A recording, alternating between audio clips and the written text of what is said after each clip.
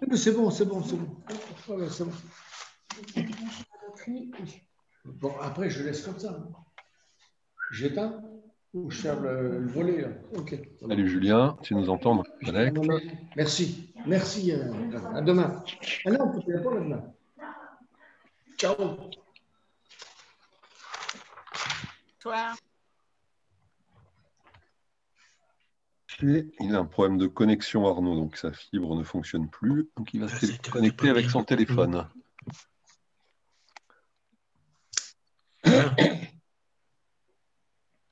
C'est bon, Julien, tu nous entends? C'est bon, je suis là. Bonsoir à tous. Bonsoir.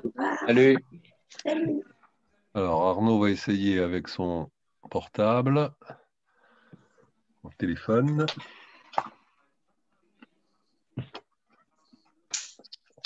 Et on va pouvoir y aller.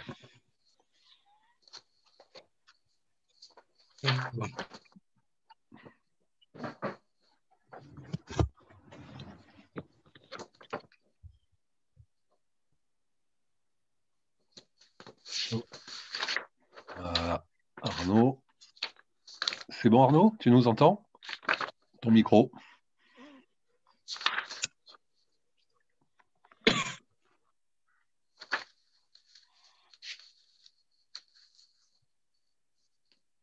Il faut que tu branches ton micro, Arnaud, je pense.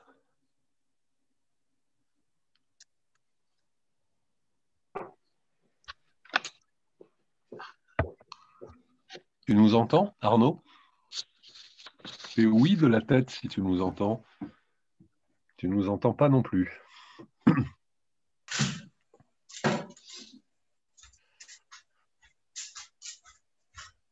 Voilà. C'est bon, Arnaud, tu nous entends? Oui, oui, moi j'entends. Ton micro, tu n'as pas branché ton micro. Moi, je n'ai pas branché mon micro? Non, Arnaud. Ah bon. Ça y est, c'est bon. Super. C'est la fibre qui ne marche pas, donc c'est un vrai bonheur. Ah. Depuis longtemps? Depuis hier. Ah. Vu qu'on arrive à avoir personne, c'est un enfer. Il faut m'appeler dans ce cas-là, je vais les booster là. T'es chez toi là? Ouais. D'accord. Là, je m'en occupe de ce soir. Parfait. Bien, écoutez, tous ceux qui devaient être là à 18h sont là. Christian nous rejoindra à 19h si on n'a pas fini, mais on aura peut-être terminé. Alors, ce que je vous demande pour la fluidité de la réunion, c'est de couper vos micros, simplement. Ce sera plus facile, il n'y aura pas de bruit parasite. Donc, Christian me donne un pouvoir jusqu'à son arrivée. Chantal Augy a donné un pouvoir à Daniel, de même que Sophie Constant qui a donné un pouvoir à Daniel Perron. On peut effectivement avoir 2 pouvoirs dans la période, là, puisque la crise sanitaire et ses réunions un peu compliquées ont modifié les manières de faire. On a un ordre du jour assez copieux, hein. Il y a pas loin de 17 points à voir, mais ça va aller vite, ne vous inquiétez pas. On doit prendre une première délibération pour nous permettre de fonctionner de cette manière virtuelle. Vous avez lu les documents, hein, donc elle oblige notamment à faire un vote, une confirmation de vote sur l'ensemble des délibérations qu'on va prendre par mail. Justine vous enverra un mail type. N'oubliez pas d'y répondre, hein. Il faut qu'on puisse à vous disposer ces documents. Voilà, donc s'il n'y a pas d'opposition, et à ce moment-là, vous allumez votre micro et vous me dites « je m'oppose », on considère que les règles d'organisation sont acceptées et comprises par tout le monde. Pas de problème là-dessus? Parfait. Deuxième point, avec Julien, qui n'a pas forcément toutes les infos, mais une partie d'entre elles, il faut qu'on évoque les travaux de la salle culturelle et du prêt à l'emploi, hein, du garage. Donc, je ne sais pas, Julien, ce que tu peux évoquer dans un premier temps, si tu as des éléments, je compléterai le cas échéant. Il faut que tu allumes ton micro, du coup. Ouais, pardon. Donc, on travaille sur des dossiers quand même relativement importants et qui nous mobilisent. Donc, oui, dans l'ordre qui est indiqué là sur les documents du Conseil. Le premier point, donc, c'est la rénovation de la salle culturelle. On travaille avec le maître d'œuvre, donc qui cabinet d'architecte Rouillère, hein, qui est dans l'Allier. Donc sur un rythme qui reste, je dirais, le suivant. Début de travaux, possiblement début 2021, pour une durée en gros de 6 bons mois. On a pris un tout petit peu de retard, mais c'est souvent le cas d'ailleurs, hein, sur les rétro-plannings qu'on fait toujours trop ambitieux, sur des choses un peu périphériques, notamment donc les diagnostics bâtiments, plomb et amiante qu'on avait confiés à Agenda donc fin août et qu'on a reçu un peu tardivement là, en les ayant relancés fin octobre, début novembre. Donc pas de plomb ou très très peu, enfin insignifiant. Un petit peu d'éléments amiantés, mais pas non plus des choses bloquantes ou qui vont nécessiter de gros plans de désamiantage. On est en attente également, donc ça, bon, ben voilà, peut-être que Justine ou Fabien compléteront des commissions des financeurs. Et à la marge, donc, oui, des choses un petit peu pareilles, périphériques, la démoussage, réparation de gouttières, comme indiqué. Pour le financement, donc, bon, on est sur une opération calibrée à un peu plus de 284 000 euros, avec l'allotissement qui figure là sur le document préparatoire. Et donc là-dessus, ben, avec un autofinancement de 20% et les 80% restants, soit acquis, soit en cours d'acquisition, DETR, Région, Sienne, Leader. Voilà. Oui. Pour compléter juste sur le financement, si tu permets, on vise le taux maximum de subvention possible, c'est-à-dire 80%, et on devrait les atteindre avec des crédits européens. Là, on est dans de la validation, mais on est très bien sur ce dossier en termes de financement. C'est bien toujours, évidemment, ça réduit ce que l'on doit dégager sur nos fonds propres, et là, on sera à 20%, donc le maximum autorisé. Voilà, donc c'est essentiellement des aménagements intérieurs, du chauffage, de la déco, des revêtements muraux, rabaisser le plafond, le chauffage, ça c'est le gros morceau, les menuiseries et la terrasse, hein, essentiellement, et de l'audiovisuel. Donc le point suivant, le dossier suivant, c'est le prêt à l'emploi économique, donc, qui est rue Paul Barreau, ce qu'on appelait l'ancien garage Girard. Voilà. Donc, idem, probable début de travaux concomitants, début d'année 2021. Donc, dossier un peu plus long, une bonne partie de l'année 2021. Voilà. Donc, il s'agit effectivement d'une mise hors d'eau, hors d'air de ces bâtiments anciennement donc garage automobile. Donc pareil, hein, les habituelles difficultés et aléas qu'on rencontre dans les dossiers qui relèvent pour le coup d'une étude géotechnique de sol donc qui nous montre qu'on est sur un truc un petit peu mou ou instable et qui nécessite des fondations spécifiques. Et donc par ailleurs, voilà, les services de l'État, du patrimoine, l'architecte des bâtiments de France qui préconise le maintien du front bâti, là, de la partie apparente, qui pose problème pour démolir le bâtiment voisin qu'on appelait l'ancienne poissonnerie. Et donc, comme indiqué, des choses à reprendre, des dévoiements de réseaux à enterrer ou autres avec les concessionnaires.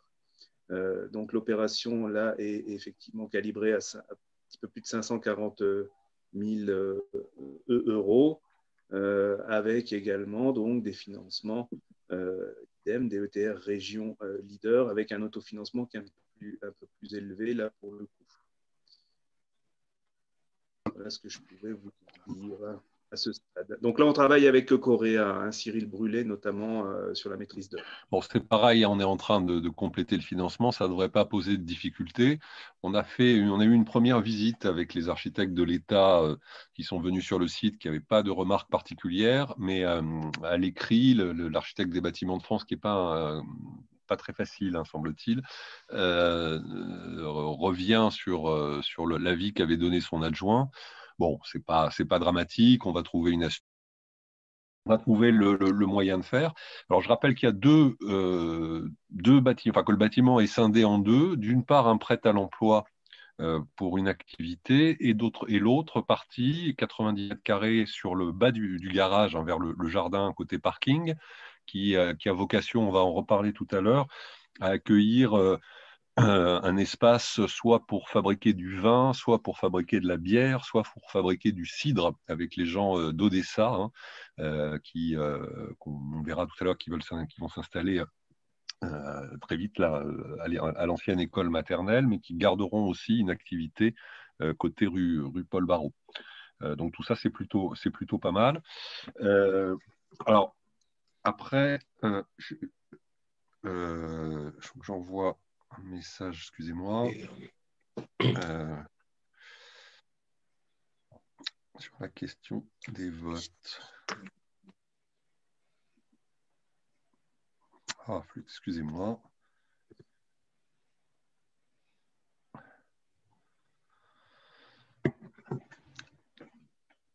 Donc voilà, sur ces deux dossiers, on peut peut-être aller jusqu'à ici Morvan aussi, Julien. Ouais, alors là, je suis un petit peu moins, voilà, je l'ai un peu moins en tête là, le dossier. Bon, je vais le faire. On a récupéré au titre du contrat qu'on passe avec la communauté de communes de l'argent du département pour améliorer les abords du bâtiment des moulins. Et donc, on a travaillé à végétaliser un peu le site, à travailler un peu sur la voirie, sur les remontées d'eau qu'il y a sur le secteur. Et on va mobiliser ces moyens, pareil, hein, à hauteur de 80% de subventions du département. Donc 20% pour la part communale, pour améliorer le site, sachant qu'on va vendre le bâtiment à Nièvre Aménagement le 1er décembre, et c'est toi qui vas signer, Jean-Luc, je pense. Oui. Encore une fois, puisque c'est Jean-Luc qui est missionné sur les cessions et les acquisitions. Donc le projet avance bien. Oui, vas-y, pardon. Une confirmation de la date du lieu? Alors, le lieu, on ne l'a pas encore. Enfin, moi, je ne l'ai pas. Peut-être Justine l'a, mais la date est confirmée le 1er décembre. D'accord, ok. C'est à Nevers. À Nevers, oui. D'accord. Voilà, donc ça, c'est passé bien, ça avance bien. On aura aussi de l'activité importante avec ce sujet. Alors, je réponds.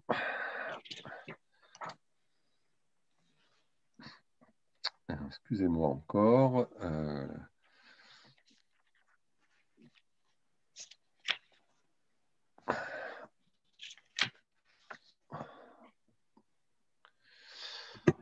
Voilà, je ne sais pas si vous avez des questions, des besoins de précision là-dessus. Il ne faut pas hésiter, hein. Toujours pas facile dans ces conditions-là. Non? Pas de problème? La vente, elle est consentie à quelle hauteur à Issy-Morvan? Domaine, je me souviens plus, c'est 80 000. Je crois que c'est 80 000, Justine, non? Oui, c'est ça. D'accord, ok. 80 000 euros. Ok. Bon, pas de problème là-dessus? Non, c'est bon. Ok. Bon, dans ce cas-là, on vote. Est-ce qu'il y a des abstentions? On ne voit pas, mais c'est difficile de tous vous voir. Des votes contre? Il n'y en a pas. Donc, c'est adopté. Alors, le point suivant. Oui, alors là, c'est des subventions. Je ne sais pas si tu les as en tête, Jean-Luc, ou pas du tout. Non, pour la DCE? Oui. Oui, j'ai vu sur le... Non, je ne l'avais pas en tête.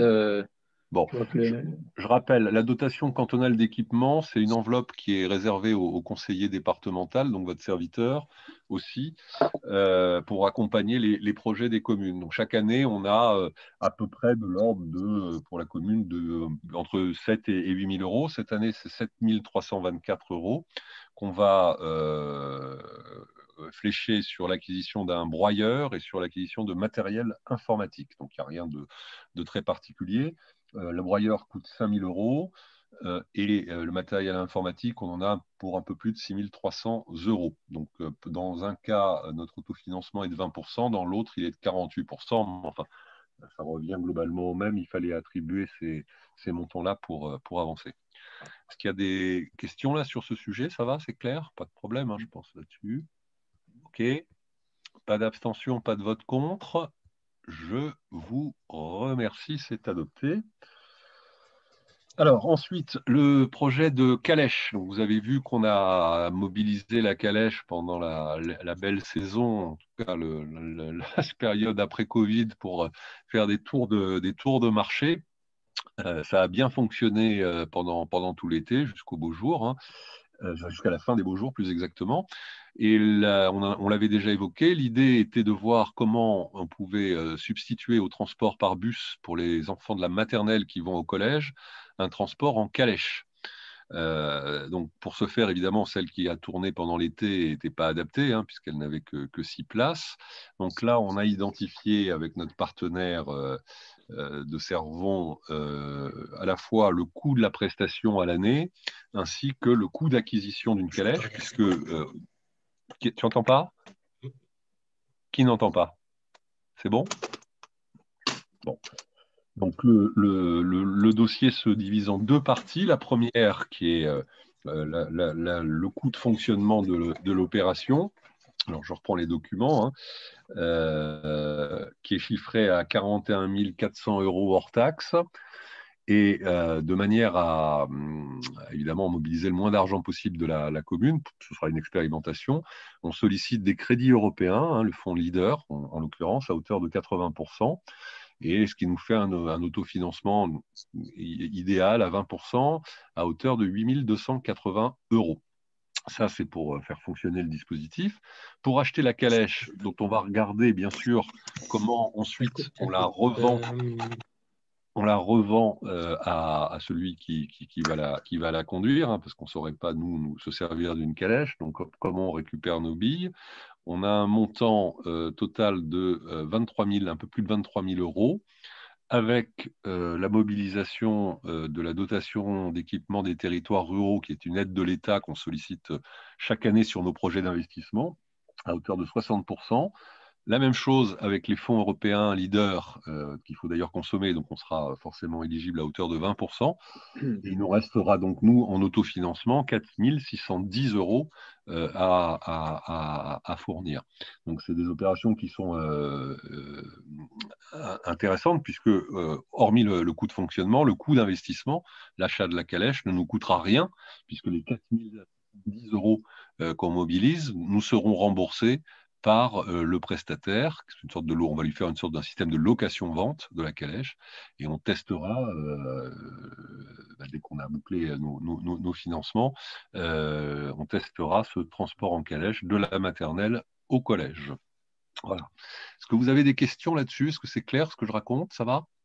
J'essaie de voir un peu tout le monde. Oui, c'est bon? Ok, je ne vois pas. C'est bon. Parfait. Donc, s'il n'y a pas d'abstention, s'il n'y a pas de vote contre, on considère que c'est adopté, et puis on avance sur l'acquisition de cette calèche et le transport très bientôt des plus petits à l'école en collège. On a ensuite une délibération formelle à prendre. Oui. Ah, Patrick, tu as été arrêté dans ton élan. Tu es revenu. Ça va? Rien de spécial? Ok. Non, Fabien, tu m'entends? Oui, pardon, vas-y. Ce plan de financement, c'est à la fois pour le transport au collège et les navettes qu'on fait sur le marché, c'est pour les deux? Sur le financement, le fonctionnement, j'ai un doute. Là, je ne sais pas. Justine, tu as en tête, toi? Non, là, il s'agit vraiment du transport des enfants. Pour le transport du marché, on a un autre financement qui est du conseil départemental pour le moment. On le maintient quand même, la partie marché. Oh, oui. Bah, l'idée est vraiment par tous les bouts d'essayer d'éviter que les gens prennent leur voiture pour aller sur le centre-bourg, et puis d'avoir quelque chose qui clignote, qui est un peu cohérent. Ça vient dans l'esprit du poulailler municipal, de la miellerie, du jardin partagé, des espaces de permaculture. Donc, on fait notre transition climatique là avec ces outils-là, et c'est visible en plus. Ok, parfait. Alors ensuite, c'est une délibération très technique. Hein. Les communautés de communes devraient théoriquement élaborer des plans locaux d'urbanisme intercommunaux. Nous, on a révisé le nôtre et fait fabriquer le nôtre il n'y a pas très longtemps. Plusieurs communes de la communauté de communes sont dans cette situation-là. Donc, ça serait compliqué de remettre le métier sur l'ouvrage et surtout en intercommunalité, ce serait très, très compliqué. Donc, on a la possibilité de refuser ce transfert de compétences à la communauté de communes pour peu que, alors je ne peux plus trouver un des règles, voilà, si 25% des communes représentant au moins 20% de la population s'y opposent, le transfert de compétences n'a pas lieu. Donc, il faut simplement voter, parce qu'on souhaite garder notre autonomie là-dessus, le refus de transférer la compétence planification et documents d'urbanisme à la communauté de communes. Est-ce que vous avez des questions? Est-ce que c'est clair pour vous? Est-ce que tu penses qu'on va atteindre les pourcentages? Oui, bien sûr. Toutes les communes vont délibérer en ce sens. On a eu le débat, enfin la discussion rapide en conseil qui nous empoisonne l'existence depuis longtemps. La layette et le petit garage Bailly, enfin le petit échoppe Bailly qui est au-dessus, juste en dessous la fresque qu'avait réalisé le centre social. Donc le bâtiment de la layette, et merci Justine parce qu'elle n'a pas lâché le propriétaire depuis 2 ou 3 ans maintenant, on a enfin les documents qui nous permettent de récupérer le bâtiment à titre gracieux, hein, à 1 euro. Ce qui va quand même nous permettre de le mettre en sécurité très vite. On va confier d'ailleurs une mission à l'architecte qui supervise le garage dès demain d'étudier les outils de mise en sécurité des 2 bâtiments. On avait réservé 10 000 € sur le budget pour faire ces travaux. Là, il faudra probablement un petit peu plus. Et on va enfin pouvoir tourner la page de la layette. Des photographes qui en feront un lieu d'exposition. Donc là, on continue à faire revivre la rue Paul Baron. Voilà, ce sont donc plutôt des bonnes nouvelles. Alors, est-ce que vous avez des interrogations là-dessus ou je ne sais pas si j'ai été suffisamment clair et précis? Non, ça va? Pas de prise de parole? Oui, Nicole, vas-y. Allume ton micro. C'est bon? Non, voilà. C'est bon? Ouais. Le petit local, donc Bailly, qu'est-ce qu'on en fera? Alors, on ne sait pas. Il y a un problème technique déjà. On va peut-être le revendre en réalité. C'est que comment il s'appelle, celui qui tient le café tabac, la source qui habite en face, ne peut pas rentrer aujourd'hui dans sa maison parce que les voitures sont mal garées. Donc, il avait à un moment souhaité acheter à Bailly, qui lui avait fait une proposition délirante, je crois que c'était 20 000 €. Donc là, désiré a mené pour nous une négociation extrêmement efficace, puisqu'il est arrivé au prix de 5 000 €, qui est quand même très cher pour ce que c'est. Mais enfin, on va payer aussi un meilleur stationnement sur cette partie-là de la rue Paul Baron. Donc, il faut voir ce qui sera le plus efficace, ce que nous proposera l'architecte aussi. Est-ce qu'on en fait un garage? Est-ce qu'ensuite on le loue? Est-ce qu'on le vend? Est-ce qu'il faut le faire tomber? Voilà, il faut qu'on regarde tout ça, mais on va avoir besoin d'un conseil architectural, d'un professionnel pour voir comment on avance. Pour l'instant, déjà, on achète. Et l'autre boutique, la Layette, on va pouvoir faire quelque chose de... Excuse-moi, je n'ai pas bien entendu. La Layette, l'autre magasin. Alors, la Layette, ça risque d'être quand même très compliqué. La Layette, ce qu'il faut faire déjà, c'est éviter que ça tombe sur les gens, éviter que ça inonde le salon de coiffure de Véronique qui est embêté avec ça depuis un petit paquet de temps, et le boucher qui a des tuiles qui lui arrivent sur la figure. Donc déjà, première étape, on achète, on met en sécurité, on essaye de faire en sorte qu'il n'y ait plus de fuite, et puis après, on réfléchit.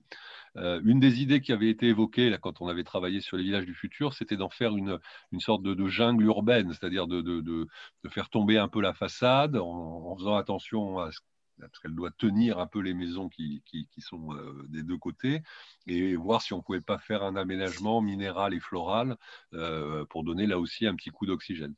Mais déjà, premier temps, acquisition, mise en sécurité qui sont indispensables et qui vont faire du bien, parce que c'était quand même un poids pour la commune, cette affaire. Okay. Il y a d'autres questions, d'autres demandes? Je ne vois pas tout le monde, n'hésitez pas. Hein. C'est bon? Ok, donc dans ce cas-là, Jean-Luc va encore aller se balader, traverser la Nièvre pour aller faire des signatures. Un 7e point qui est un point classique qu'on regarde chaque année, c'est le calcul de la charge des écoles. C'est ce que nous coûte en réalité, c'est le coût de fonctionnement de l'école maternelle et de l'école élémentaire. Alors l'école maternelle coûte évidemment plus cher que l'école primaire, puisqu'il y a des ATSEM à l'école maternelle qui sont rémunérés par la commune et qu'il n'y en a pas à l'école primaire. Pourquoi on fait ce calcul? Parce qu'on accueille des enfants qui ne sont pas que des enfants de l'Orme, on accueille aussi des enfants d'autres communes, et donc on partage le coût de la scolarité avec ces autres communes. C'est pour ça qu'il faut calculer la charge que représentent les écoles, et ensuite on la divise par le nombre d'élèves de chacune des écoles concernées, et on envoie la facture aux mairies qui régulièrement s'acquittent de leur participation, de leur contribution au fonctionnement de l'école. Donc, ce qui ferait que pour un élève de l'école maternelle, aujourd'hui, c'est intéressant que vous le sachiez, son coût, c'est un peu plus de 1 900 €, et pour un élève de l'école élémentaire, c'est un peu moins de 650 €. On va pouvoir, après cette délibération, envoyer les titres de recettes à nos collègues dans les autres communes. Est-ce que vous avez des questions sur ce sujet? Non, ça va? Impec. Est-ce qu'il y a des abstentions ou des votes contre? Je n'en vois pas et je vous remercie. Alors, encore un sujet technique un peu compliqué. On a, vous le savez, il y a maintenant plusieurs années, transféré la compétence de la voirie communale à la communauté de communes. On a fait ça pourquoi? Parce que plus la communauté de communes avait de compétences et avait les impôts qui vont avec, plus l'État nous aidait. Donc, grâce à ce transfert de compétences, pour l'ancien territoire des Portes du Morvan, c'est 90 000 € tous les ans qui venaient en plus sur le budget de la communauté de communes, ce qui n'est absolument pas négligeable. Ensuite, la deuxième étape de cette affaire, donc on a donc, nous, chaque année, un crédit de voirie qui est équivalent à 140 000 € à peu près. On a le choix, soit on le met tout sur les routes, soit on en prélève une partie, et ça s'appelle un fonds de concours, que la communauté de communes nous rembourse pour aller financer des dépenses de fonctionnement courant. Donc, comme on a, troisième élément, neutralisé les crédits de voirie au niveau de la communauté de communes pour l'année 2020. On a transféré cet argent pour aller aider le commerce, l'artisanat et les petites entreprises à hauteur de 6 € par habitant. Ça veut dire que nos crédits voirie pour l'année 2020, ils sont égaux à 0. On n'en fait pas en 2020. Bon. En revanche, on va commencer, et ça il faut qu'on en parle avec Désiré, à prévoir pour 2021, à hauteur de plus ou moins 140 000 €, les travaux de voirie qui seront réalisés au printemps prochain. Donc en fait, on aura eu 6 mois un peu neutralisés. Alors, en revanche, pour l'année 2020, pardon, c'est un peu compliqué ce sujet-là, on récupère des fonds de concours de la communauté de communes à hauteur de 60 dans le document, un peu plus de 60 000 €, 62 000 € qui vont financer des opérations, enfin, des frais de fonctionnement communaux. Et pour ça, il faut qu'on établisse une délibération qui réclame à la communauté de communes, c'est 62 258,64 €. Voilà, alors encore une fois, désolé, c'est technique et compliqué à la fois, ce qui n'est pas très amusant. Est-ce que c'est clair pour vous? Est-ce qu'il y a des demandes de précision? Ça va?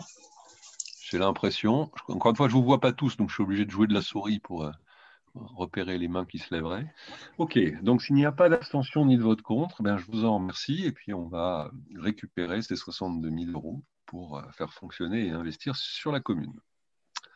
Jean-Luc, peut-être pour les emprunts, là? Les emprunts, je pense que faudra peut-être demander plutôt à Justine, c'est elle qui a fait les demandes. Hein. Ouais. Donc, auprès du Crédit Agricole, parce qu'on estime que c'est la seule banque qui est maintenant sur la place de l'Orme. Oui, puis qui n'est pas cher. Travail de proximité. On se posait un petit peu la question de savoir si l'emprunt était faisable plutôt sur 20 ans que sur 15 pour l'emprunt principal. On opte plutôt, nous on propose plutôt le 20 ans. Je pense que c'est bien que ça peut être étalé sur plusieurs générations. Très bien. Quant aux deux autres, bon, c'est des temps beaucoup plus courts et avec des intérêts beaucoup moindres. Donc voilà. Voilà, et c'est sur la TVA qu'on récupère après. C'est un emprunt relais, en fait, hein, ce n'est pas de l'endettement pur. Là, l'endettement, on s'endette au fond de 340 000 euros, quoi, à peu près, pour financer notamment les acquisitions dont on va parler, et un certain nombre de programmes où on avait besoin d'un peu de moyens supplémentaires. Je rappelle qu'on est bien, hein, puisqu'on est passé à une phase de très fort endettement, et on a, dans le mandat précédent, diminué cet endettement de 50%, ce qui est beaucoup. C'est-à-dire qu'on a fait beaucoup d'efforts et en même temps, on n'a pas augmenté les impôts, donc on a vraiment fait des économies. Et là, on repart sur un cycle d'endettement naturel dans une collectivité qui serviront les prochains emprunts qu'on va probablement solliciter. Ça va être pour la salle polyvalente et pour l'église qu'il faudra faire pendant ce mandat. Voilà, les taux, hein, je ne sais pas si oui, les taux, vous avez vu, ils sont absolument dérisoires, l'argent n'est pas cher. Hein. Surtout pour au niveau du budget général. Sur l'emprunt de 20 ans à 0,58, je pense que c'est un très bon taux. Et bon, pour les deux autres emprunts, à 0,36 et 0,34%, c'est vraiment minime. Impeccable. Est-ce que vous avez des questions sur ce sujet? Emprunt, rien, je ne vois pas. Ok, parfait. Bah, écoutez, si personne ne s'abstient ni ne vote contre, c'est adopté. Alors ensuite, les sujets forêt, on a une petite décision modificative à faire. André, tu peux nous expliquer ça? Je peux le faire si on veut. Bon, André, c'était son sujet, non? Attends, je cherche. Elle est où, André? Elle a disparu. Bah vas-y alors. Hein. Oui, c'est marrant, elle a été déconnectée. Bon, donc la décision modificative sur le budget forêt. Il faut savoir que les comptes 0,21 et 0,23 fonctionnent ensemble. Cette décision modificative est une dépense imprévue due à la création de la plateforme de stockage vers la coupe des arbres scolités. De la section investissement environ 1 300 € en dépenses vers la section fonctionnement, et c'est compensé par une recette de coupe de bois. Continue peut-être alors après sur le budget général et le budget de l'eau. Voilà. Donc la décision modificative numéro 3 sur le budget général. Il y a plusieurs écritures. En dépenses d'investissement, un remboursement non prévu doit être créé pour permettre le remboursement de la caution de l'appartement vendu récemment à Madame Roche Nathalie. Donc il y avait une caution de 310 € qu'on doit rembourser. Et donc la décision modificative sert à ça. Pour le poste suivant, il s'agit d'une erreur dans l'imputation budgétaire, donc c'est simplement une rectification de compte à compte et ça ne modifie pas le budget pour un montant de 2 436 €. Pour les deux écritures qui suivent, ça concerne la répartition de la DCE, donc une pour l'opération Layette et la seconde qui concerne le matériel informatique. Ça a déjà été vu donc en partie dans le... Donc, c'est uniquement un terme d'écriture. C'était vu en partie tout à l'heure dans ce qu'on a parlé de la DCE. Parfait. Voilà. Et donc, la décision modificative numéro 2 sur le budget de l'eau. L'agence de l'eau n'avait pas envoyé de facture en 2019 et a donc envoyé 2 factures en 2020. Donc, concernant 2019 et 2020. Et donc, on a demandé le report d'une facture sur 2021, ce qui amène à modifier le budget eau et donc en rebascule une partie de la somme prévue sur les 3 autres comptes. Donc, à savoir pour 4 189 € répartis comme ça, 1 189 € sur les autres impôts et taxes, 2 000 € sur les fournitures non stockables et 1 000 € en divers. Très bien. Bon, là, je suppose qu'il n'y a pas de questions sur ces sujets pour le coup de comptabilité, rien que de comptabilité. Donc, s'il n'y a pas d'interrogation, je fais le tour. Pas d'abstention et pas de vote contre, la décision modificative du ministre des Finances est adoptée. Alors, ensuite, pour le coup, André qui est revenu, je crois, sur tes coupes, André, ton micro. Il faut que tu allumes ton micro. On ne t'entend pas si tu n'allumes pas ton micro, en fait. Vous m'entendez? Voilà. Ouais. Bon, alors oui, alors comme vous le savez, cet été, on a été un peu embêtés par des coupes de bois. On a été obligé de prendre des décisions rapidement parce qu'on s'est aperçu qu'il y avait des parcelles de bois qui étaient complètement scolitées. Hein.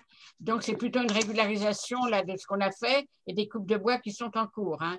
Donc, ça concerne les parcelles 21, 22, 23 et 24. Hein. Et donc, monsieur le maire propose d'accepter l'avenant de la convention de vente et d'exploitation groupée des bois avec l'Office national des forêts. Il faut savoir que ces ventes, ils coupent une semaine sur deux parce qu'ils n'ont pas que nous. Et une semaine sur deux, il y a du bois qui part et qui est vendu. Et on a déjà rentré 2 factures, deux paiements de bois vendus. Mais ça va s'étaler sur plusieurs mois, ces bois vendus, hein, parce qu'il y en a beaucoup, beaucoup. Voilà.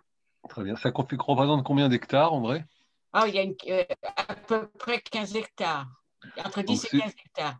C'est beaucoup, c'est coupe rase, donc c'est pas bien de ce point de vue-là, mais on ne pouvait pas faire autrement. On a pris contact avec le parc du Morvan, avec le groupement privé du chat sauvage, pour bien valider avec eux qu'il fallait couper et qu'on ne pouvait pas faire autrement. Tout le monde nous a appuyés, accompagnés sur cette coupe rase, afin d'être cohérent, puisque la doctrine du conseil municipal, c'est d'être opposé aux coupes rases.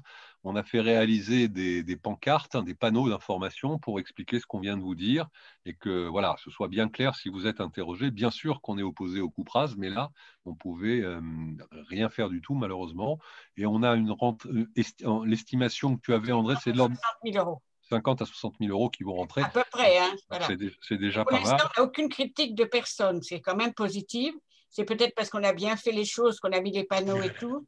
On n'a eu aucune critique. Hein, parce que les gens savent que malheureusement, on n'avait pas le choix. Hein, voilà. Alors, par contre, il faut savoir que sur ces 50, 60 000 euros, il y en aura peut-être la moitié qui partiront de la replantation. Forcément, hein, oui. Hein, voilà. Forcément. Et donc là, c'est pareil. Moi, je pense qu'il faudra faire une réunion avec peut-être le chat sauvage et l'ONF et puis le parc pour voir l'essence que l'on pourra remettre. Hein. Alors là, l'année prochaine, on va avoir des petites parcelles qui avaient été coupées il y a 1 an, là où il y aura si vous voulez, de la replantation à faire, mais là, c'est minime, il n'y a pas grand-chose. Hein. Mais quand on va reboiser toutes ces grandes parcelles, il faudra vraiment se mettre d'accord avec tout le monde parce que ce n'est pas pour nous, c'est pour les enfants, les petits-enfants. Il ne faut pas se planter. C'est ce que je pense. Voilà. Absolument. Voilà. C'est clair pour tout le monde, pas de questions? Ça va? Bon, mais écoute, merci André. Donc, oui, pardon Florence, je t'ai vu agiter. Ah, ton micro. Alors, ça correspond à quelle parcelle? C'est 21, 22, 23. Enfin, il y a sûrement un nom. Vous connaissez le chemin de Fadret? Tu connais le chemin de Fadret? Oui. Bon, alors c'est en face, c'est ce qu'on appelle le clocher d'Orlay. D'accord. Hein. C'est tout ce qui est un peu plus bas, là. Et bon, quand tu es en bord de route, tu peux y aller, tu verras, c'est déjà coupé pas mal. Il faut savoir qu'il faut quand même, si vous y allez voir, mettez un gilet jaune, parce que c'est dangereux, hein, si vous voulez rentrer dans les parcelles. Et il y a des gens qui ne sont pas très intelligents, qui vont même faire du footing dans les parcelles pendant que les gars travaillent. Donc, mais vous pouvez y aller, je trouve, intéressant de voir les gars travailler. Voilà, les machines qui abattent le bois. Et deuxième question, est-ce qu'il y a quelque chose de prévu? Est-ce que c'est sur un terrain privé, toute la lignée de sapins qui est vers l'hôpital, là, qui est sèche depuis plus d'1 an? Je pense que c'est la même situation. Oui, Désiré et Arnaud sont très intéressés par la question, mais Désiré a dû s'en occuper, je crois. Si tu peux allumer ton micro, Désiré. Allume ton micro, Désiré, tu sais faire ça? Non, il faut allumer le micro avant de parler, sinon ça ne passe pas. Non, mais allume le micro. Si tu n'allumes pas le micro, ça ne marchera pas. Je ne crois pas que nous, on puisse le faire à distance. Ce n'est pas allumé. C'est en bas, à gauche, en bas de ton écran, tu as activé, désactivé le son. Tu vois ça? Tu cliques dessus.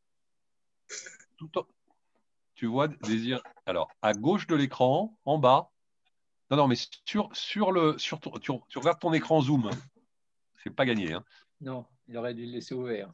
Oui, s'il y en a qu'un qui ne va pas le fermer. À gauche, tu as écrit activer ou désactiver le son. À gauche, en bas. Tu vois ça, à gauche, en bas? Si tu amènes la petite souris dessus, tu cliques dessus. Il faut qu'il amène la souris, surtout. Ouais, c'est pas gagné. Hein. Alors, je crois que c'est un propriétaire privé. Parce que oui, mais on sait qui c'est. On a traité le sujet, André. Simplement, il faudrait que… Désiré est censé le travailler. Ah, il est parti, Désiré. Mais non, je suis là, je te vois. Ah, ça y est. Ah là là. Ça y est. Ah, tu m'entends, oui. Ah oui, je t'entends bien là. Bon, alors, raconte-nous, tu as eu le temps d'intervenir là sur le sujet? Non, oui, de toute façon, je vois très bien ce que Florence veut parler là. C'est toujours la petite parcelle de bois qui est à côté de l'hôpital. Oui, et je t'avais dit qu'il fallait que tu ailles le voir. Madame Bailly n'est pas Madame Bailly que j'ai en entretien téléphonique régulièrement. Pour l'instant, il n'y a aucune décision de prise pour cette parcelle-là parce que ça ne lui appartient pas. C'est avec des neveux, un truc de famille. Donc, il n'y a aucune décision qui est prise. Mais elle est prête à faire abattre tous les arbres s'ils gênaient l'hôpital. Ce qui est le cas. Voilà. Voilà où on en est actuellement. Il faut que tu la déclenches, hein. Arnaud, oui. Oui, parce que moi, j'ai un problème sur les arbres qui sont autour de la station d'oxygène. Le reste, oui, ben je sais, je connais très bien. C'est vraiment ce qui est à côté où là, il y a un risque, s'il tombe dessus et que ça fait prendre feu la station d'oxygène, on va quand même avoir des problèmes. Ouais. Écoute Arnaud, dès demain matin, je vais rappeler Madame Bailly pour savoir exactement sa position et qu'elle se rapproche un petit peu de l'hôpital pour dire ce que l'on fait exactement. Ah ben c'est pas à l'hôpital, c'est avec nous, hein, puisque. Oui, mais c'est avec nous. Non, mais si on dit qu'il y a un risque pour l'hôpital, ça veut précipiter les choses. Voilà. Et si tu sens que ça avance pas, moi je lui écris officiellement en lui disant qu'il faut vraiment les faire abattre. Non, mais allez au courant de ça, de toute façon, mais cette parcelle-là ne lui appartient pas particulièrement. C'est des cousins, des trucs comme ça qui sont là. Voilà. C'est toute la réponse que je peux apporter. On est bien d'accord que vous évitez de faire abattre le tilleul, hein? Oui. Ah, le tilleul, personne n'y touchera. Du temps que je serai vivant, personne n'y touchera. Merci. Voilà. Formidable. Je l'ai défendu ardemment, celui-là. Très bien. Bon, est-ce qu'il y a encore des besoins de précision ou on est clair là, ça va? Parfait. Donc, s'il n'y a pas d'abstention ni de vote contre, on avance sur le dossier qu'André a très bien géré parce que ce n'est pas un sujet facile. Ensuite, on a un certain nombre de conventions d'assistance technique qu'on passe régulièrement avec des partenaires, notamment au titre du sujet de l'épandage des boues, hein, qui est un sujet compliqué. Là, on est très bien accompagné par la mission de suivi et d'expertise des épandages des boues, et oui, ça existe, la Chambre d'agriculture, et on s'engagerait avec eux de 2019, donc c'est une régularisation, jusqu'à 2024. De la même manière, avec le conseil départemental, l'assistance technique assainissement, c'est la même chose, hein, c'est des conventions qu'on passe régulièrement. Là, il y a un montant à mobiliser à hauteur d'un peu plus de 400 €. Donc voilà, si vous avez des questions là-dessus, mais à mon avis, ce n'est pas majeur, pas de problème. OK, donc pas d'abstention, pas de vote contre. Les suites de la fameuse loi NOTRe, la loi là, qui a créé les grandes intercommunalités, celle qui aussi nous a fait changer de modalité de scrutin puisqu'on ne peut plus panacher, elle nous impose aussi d'établir un règlement intérieur. Alors, le règlement intérieur, c'est la façon dont on se tient au sein du conseil municipal. Évidemment, il n'y a pas de problème entre nous puisqu'on est une équipe unie et soudée, mais malgré tout, il faut qu'on puisse adopter ce règlement dans une période de 6 mois après notre installation. Donc, c'est très classique, vous le trouverez en annexe. Si vous avez des questions, n'hésitez pas, c'est le moment. Mais c'est l'organisation de la parole, enfin des choses très très classiques. Hein. Pas de problème là-dessus? Impeccable, pas d'abstention, pas de vote contre, je vous remercie. Ensuite, il faut qu'on procède à un certain nombre de nominations au titre des représentations. Alors, il faut un délégué pour ce qu'on appelle le GEMAPI, c'est une question de gestion de l'eau. Là, je trouve que c'est proposé pour être délégué. Et ça correspond à la délégation du parc du Morvan. Oui, c'est ça, on est en cohérence. Il y a eu un petit sujet avec l'hôpital parce que je croyais plutôt que j'étais désigné au titre du conseil départemental, mais en fait c'était Anne Vérin qui a un peu renoncé à ces sujets-là, qui a été désignée. Se faire renommer par le département, ça prendrait encore plusieurs mois. Et comme il y a une élection et on ne sait pas ce qui peut se passer derrière, le plus simple, ce serait que je puisse siéger à la place de Désiré, qui était pour l'instant, et on rebasculera en fonction du résultat des élections départementales, probablement au mois de juin prochain, pour que je puisse être désigné au titre du département et que Désiré puisse l'être au titre de la commune. Monsieur le directeur? Non? Rien de spécial, non, ça va? Rien de spécial, il faudra juste envoyer la délibération très rapidement à l'ARS dès qu'on aura la validation pour qu'on puisse faire un conseil de surveillance et tout ce qui va avec. Là, normalement, je suis censé en faire un pour la fin de l'année pour la répartition des comptes. Donc, on va botter en touche, mais le trésorier ne va pas aimer. Ouais, je vais essayer de faire en sorte de les activer. Là, je vais appeler Dindo là, pour qu'ils bougent un peu les administratifs. Ben, cela étant, pour information, Arnaud, c'est un bazar partout sur les nominations du conseil de surveillance. Oui, le chat, non, même pas. Voilà, bref, bon, on n'est pas en retard. Et enfin, de désigner. Alors, j'ai pris les 3 points, mais évidemment, ce sont des délibérations spécifiques. Il y a la communauté de communes nous demandait un délégué chargé du bois et de la forêt. Mais évidemment, André Luttrot et son amant de l'ONF, là, le duo infernal, étaient tout à fait indiqués pour. Ils vont se balader dans les bois, quand même, on ne sait pas ce qui s'y passe. Oui. Je ne veux pas le voir. Voilà, c'est ça. Tu vois. Donc, si vous en êtes refusé. Si vous en êtes d'accord, on peut procéder à ces 3 nominations. Pas de questions? Non. Attention, pas de vote contre. Je vous remercie. Alors, un beau sujet aussi, ce qui permettra un peu de faire le point sur les installations sur la commune. Vous savez que se sont installés à la Recycle cet été le fameux trio de cuisiniers, là, les 2 Américains et le Lyonnais. Ils étaient très bien à la Recycle, mais ils n'ont pas pu faire affaire, ils ne se sont pas entendus avec le propriétaire. Et donc, ils sont en recherche d'un lieu. On les a emmenés visiter l'ancienne école maternelle et ça leur a plu. Et du coup, ils sont prêts dès qu'on aura établi les baux, si vous en êtes d'accord, bien entendu, à investir le lieu sur 2 espaces. L'un qui sera dans un premier temps, puisque les restaurants, vous le savez, risquent de rester fermés au moins jusqu'au 15 janvier, sur comment dit-on, sur une activité de caviste, puisqu'ils ils fabriquent du vin.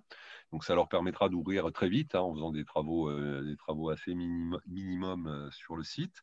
Et sur l'autre salle de classe, puisque ce seraient les 2 espaces du bas qu'ils occuperaient, ce serait une activité de jouets en bois, objets en bois, etc., qui serait tenue par la compagne ou la femme, je ne sais pas s'ils sont mariés, de Mathieu, qui est une résidence secondaire, maintenant principale, à Lorme. Voilà, donc c'est plutôt une bonne nouvelle parce que ce bâtiment était quand même dans une situation compliquée. On va s'engager, nous, Désiré a déjà commencé à faire réviser la chaudière qui n'a pas tourné quand même depuis de nombreuses années maintenant, et regarder ce qu'on peut faire sur la question de la toiture, voir si on peut s'en sortir avec une simple réparation. Donc voilà, c'est plutôt chouette. Il y a d'autres personnes qui seraient prêtes à investir le lieu. Ça deviendrait une sorte d'espace public, d'espace d'activité un peu divers et variés dans cet esprit très écolo, très respectueux de l'environnement, avec de la restauration, évidemment, dès que c'est nouveau permis. Alors évidemment, compte tenu de la situation sanitaire et du fait qu'on essaye plutôt d'accompagner les commerçants dans la période, la proposition était de ne pas réclamer de loyer jusqu'au 31 mai, de manière à ce qu'ils puissent s'installer dans le lieu sans avoir de pression financière et surtout, a priori, sans avoir dans les premiers temps, en tout cas, de rentrée d'argent, et de déclencher un loyer à hauteur de 500 € par mois à partir de fin mai, donc pour le mois de juin-juillet, si tout se passe comme il faut. Voilà, donc je ne sais pas si ça suscite des interrogations, des compléments d'information. Moi, j'ai une question. Ouais. Moi, j'ai une question. Ce n'est pas sur la location ni rien, aucun problème là-dessus. C'est sur la sécurité de l'immeuble. Parce qu'il est vraiment mal en point, cet immeuble. Donc, il n'y a aucun problème de sécurité pour eux? Alors, a priori, non. On l'avait fait visiter à un ébéniste et à sa compagne qui était kinésithérapeute de mémoire. Donc, un ébéniste. Non, en tout cas, il travaillait dans les métiers du bois. Et lui, il nous disait que la charpente était plutôt bonne d'après lui et qu'en fait, il y avait surtout un questionnement autour de la toiture, donc ce qui est beaucoup moins cher. Et ça devrait tenir. Mais c'est pour ça qu'on va faire vérifier et toiture et chaudière avant de s'engager formellement. Et ça risque. J'avais entendu dire que les planchers étaient bien abîmés à cause des fuites d'eau aussi. Non, c'est pas. Non, parce que comme c'était une école, en fait, il y a un très beau carrelage, mais qui a été recouvert d'un truc en plastique, là, comme on fait là, les sols, je ne sais pas comment ça s'appelle pour les écoles. Donc c'est ça qui a morflé. Le reste, très franchement, pour l'avoir visité, je sais pas, une quinzaine de fois là depuis cette année passée, ça va. C'est pas évidemment encore au top, mais c'est propre, quoi. Rappelez-vous, hein, et c'est là que avait été reconstituée la clinique vétérinaire des vétos, qui est d'ailleurs la banque est toujours là-bas, et ils ont pu filmer à la fois en sécurité et sans problème particulier. Une question, est-ce que la toiture, parce que je pense qu'elle est quand même en assez mauvais état, est-ce que ça risque d'avoir un coût?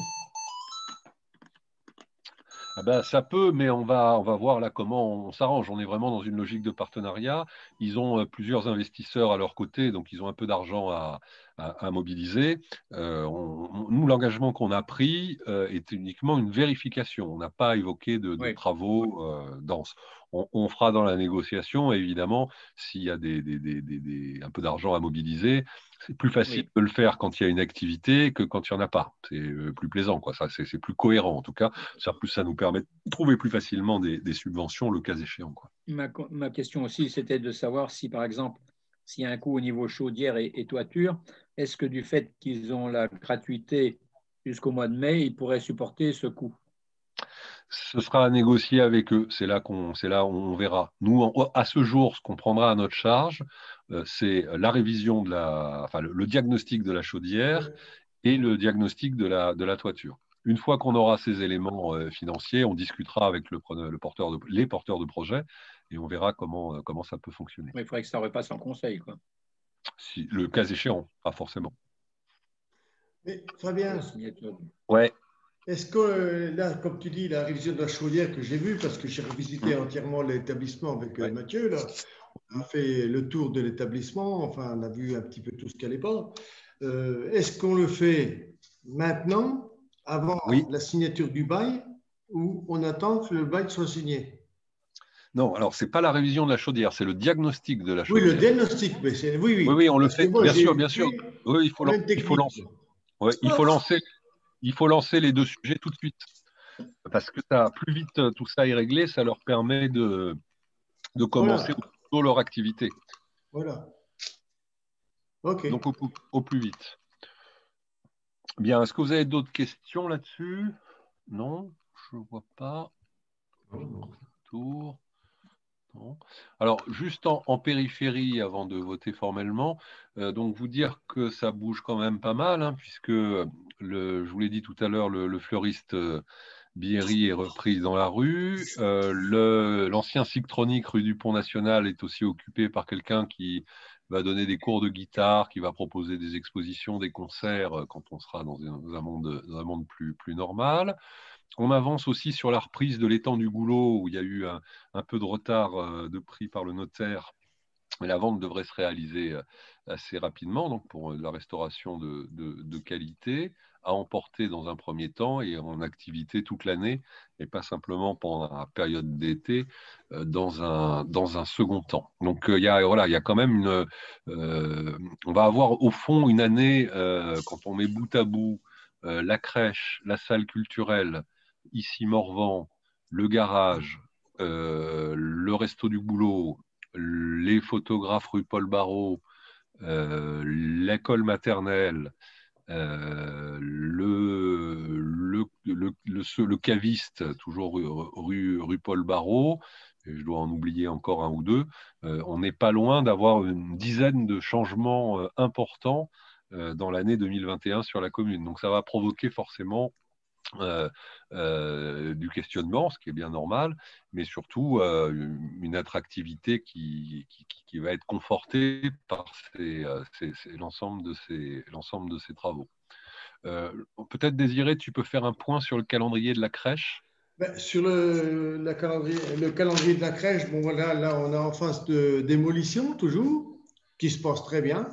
Hein, donc on est juste dans le calendrier, ça se passe pas mal. Les travaux de maçonnerie ont commencé, parce qu'il y a déjà eu du béton de fait et tout, les portes qui ont été créées. Théoriquement, si tout va bien, au mois de mars, la charpente et la couverture doivent être enchaînées. Et on sera bien dans le calendrier pour fin des travaux, 1er décembre 2021. Parfait. Voilà. Alors, ça se passe très bien. Il y a juste un élément, je sais bien que vous avez beaucoup de choses à faire, mais il faut vraiment penser à préparer les panneaux d'explication. Oui, ça, on l'a encore pas fait avec Justine. Justement, avec Justine, on se rencontre vendredi matin, tous les deux, pour faire un petit peu le point là-dessus et élaborer le panneau, voir exactement ce que tu veux qu'il soit mentionné. Il faut expliquer les choses, hein. C'est pas tant, ça coûte tant. Oui, non, mais on ne parle pas de prix, là. On ne parle pas de prix. C'est le calendrier des travaux, c'est ce qu'on y fait, etc. Voilà, c'est une explication de ce qui est fait. Absolument. Pour en plus une information au niveau du public, que ce soit des parents d'élèves, des résidents autour et tout. On ne parle pas de prix parce que ce n'est pas un panneau de chantier. Voilà, parfait. Ah, ça c'est. Mais pour l'instant, je te dis, au niveau de la sécurité, tout ça, de l'école maternelle, tout ça, ça se passe très bien. J'ai des excellents rapports avec les deux directeurs, que ce soit ton homologue Fabien Sansois ou Madame Janot, ça se passe très bien. S'il y a un problème, ils m'avertissent et ça, c'est réglé immédiatement. Voilà. Impeccable. Moi, je ne peux pas dire autrement pour l'instant. Parfait. Voilà. J'ai juste dit à la réunion de mardi dernier avec les conseils de l'école que c'est vrai qu'il y avait des difficultés de stationnement pour les parents d'élèves. Ça, j'ai dit, vous avez été avertis. Monsieur le maire vous a envoyé un courrier à tout le monde est averti. Il y a pour une durée d'1 an de travaux, il faut être patient. Et en plus, je lui ai dit, et je leur ai dit, vu les travaux qui vont s'enchaîner avec la salle culturelle, il va y avoir encore une problématique avec la base vie. Tu sais très bien qu'il faut en installer une. Et le stationnement va devenir de plus en plus difficile. Mais j'ai dit aux parents, il faut qu'ils soient compréhensibles. C'est pour eux qu'on travaille. Très bien. Voilà. Beau message. Alors, donc, il faut qu'on procède formellement au vote sur le bail pour l'école maternelle. Donc, il n'y a pas d'abstention ni de vote contre. Parfait, impeccable, je vous remercie. Alors, moi, j'ai un petit problème de mémoire là sur le prochain point, Justine. Je vois plus ce que c'est. Tu peux nous repréciser? On a une proposition d'acquisition. Hein. Il s'agit d'une... Ah oui. Non. D'accord, vas-y. C'est ça. Vas-y. Donc c'était un bien qu'on avait incorporé dans notre domaine public il y a quelques années. Et d'ailleurs, il faut qu'on termine les démarches. On avait entamé les démarches, mais on ne les avait pas terminées. Donc, on va les terminer. Mais il se trouve qu'un couple nous a fait une proposition pour acquérir ce bien. Voilà. Je vous laisse finir. Alors, oui, donc ça y est, je m'y retrouve. Donc c'est la maison qui est située au-dessus de chez l'ex-ambulance Mimi Brocard. Je ne sais pas si vous voyez route de Narvaux. Une maison qui était dans un état, on va en tirer 2 ou 3 000 euros de ce truc-là. C'est pas la vente du siècle. Hein. Mais c'est celle qui surplombe l'ancien garage, l'ancienne ambulance de Mimi Brocard. Alors, je n'ai pas la totalité de la parcelle en tête, je ne sais pas si ça va jusqu'à l'ancien garage. Tu l'as en tête, Justine, ça? C'est le haut de la parcelle vraiment qui est en hauteur. Ça ne va pas en contrebas. Hein. D'accord, très bien. Vous voyez où c'est à peu près? Une parcelle, ouais. Visiter. Okay. Ok. Bon, donc ils vont nous faire une proposition de prix. À mon avis, ça va être 3 000 à 4 000 euros, hein, pas beaucoup plus. Voilà, donc est-ce que vous êtes d'accord pour qu'on avance sur le sujet? Et des particuliers? Oui, alors en l'occurrence, on les connaît, hein, puisqu'il s'agit, on travaille déjà, on travaille avec eux sur le festival et sur les arts de la rue. C'est Pascal Dor, le directeur de la Transverse, et Anne Lostis, qui tient la boutique de jouets de Corbigny, la Tête à Toto, et qui est elle-même en lien avec la femme de Mathieu, qui va donc sur l'école maternelle, et elles sont échangé déjà des adresses de fournisseurs. Donc tout ça est pas inintéressant. Pas inintéressant. Puis surtout, ça va permettre qu'ils fassent des travaux dans cette maison qui pouvaient vraiment se casser la figure. Et ce ne sera pas à nous de les faire. On est bon? Pas de questions, pas d'abstention, pas de vote contre. Je vous remercie. On a encore 2 petits sujets. La communauté de communes, dans le cadre de son plan de relance, c'est un dossier que j'ai géré au niveau communautaire, a mis en place un dispositif pour soutenir les communes qui mettent en place des fonds façades, ce qui est notre cas. Hein. On a accompagné plusieurs commerces pour refaire leur façade. Et donc, on peut récupérer un peu d'argent pour alimenter ce fonds pour l'année 2021, parce que ça va continuer l'année prochaine. Et donc, il s'agit de solliciter la communauté de communes pour qu'on puisse bénéficier de ces crédits. Donc, c'est de l'argent en plus. Est-ce que vous avez des questions là-dessus? Non, ça va? Ça monte à quel niveau? Alors, je crois que c'est un maximum de 10 000 euros de mémoire, hein, mais je n'ai plus le plan de relance en tête, là. Il y a tellement de dispositifs, mais c'est de cet ordre-là. D'accord. Donc, c'est pas mal de récupérer. Alors, je le dis aussi, puisqu'on l'a évoqué avec Florence, qui a bien voulu accepter de prendre en main le village de Noël. On ne parle plus de marché de Noël tout à fait, mais ça y ressemblera. On peut aussi récupérer un peu d'argent au niveau de la communauté de communes sur l'animation des marchés de Noël. Il y a une ligne de crédit aussi qui a été ouverte. Donc, si on a des besoins financiers, il ne faudra pas hésiter à aller taper dedans. Peut-être en fin de conseil, Florence, tu nous diras un mot sur le marché de Noël. Ce serait bien. Alors, donc là, il faut voter aussi. Pas de problème d'abstention de vote contre. C'est bon, super, c'est adopté, je vous remercie. Et puis, dernier point, je ne sais pas si vous vous rappelez de ça, mais pendant le premier confinement, on avait essayé d'accompagner les commerçants et on avait pris à l'époque une décision pour pouvoir, j'avais pris en tant que maire une décision pour pouvoir subventionner directement les commerces qui marchaient vraiment pas. La préfecture, à 2 reprises, nous a dit que cette délibération, cette décision n'était pas légale et on n'a donc pas pu mobiliser ces moyens pour aider les commerces et les commerçants dans la difficulté parce qu'on n'a pas la compétence soi-disant, ce qui est quand même un peu fort de café. On est vraiment très, très juriste dans notre pays. Donc, aujourd'hui, pour aider les commerces dits non essentiels, on cherche, depuis plusieurs d'entre vous ont participé à des réunions en visio là, il y a quelques jours, on cherche le moyen d'aider les commerçants. Ce qu'on a trouvé en tout cas ceux qui sont fermés aujourd'hui, parce qu'ils n'ont pas le droit d'ouvrir, on a trouvé un système qui consiste à leur remettre le coût de leur facture d'eau et d'assainissement qu'on maîtrise. Et comme on avait réservé un peu d'argent pour les aider qui n'a pas servi, ça viendra en contrepartie sur notre budget d'eau et d'assainissement pour qu'on les garde à l'équilibre. Alors donc on a identifié, mais vérifiez bien qu'il n'y en a pas d'autres, hein, les coiffeurs, donc Katia, Véronique, Aircoiffe, les bars, restaurants, Carlos, l'Ormerie, l'hôtel Perrault, la Source, le Bargeot. Voilà, ça c'est pour la restauration. Les autres activités qui n'ont pas la possibilité d'ouvrir, donc on avait les galeries, hein, la Factory, Iméage, Poivre et Savon. Alors, vous avez la liste normalement. Le Solstice, la Fleuriste, bien sûr, qui est en difficulté. Alors, elle a le droit de fonctionner plus ou moins, mais remarquez, ça lui fait 50 €, hein, c'est pas grand-chose.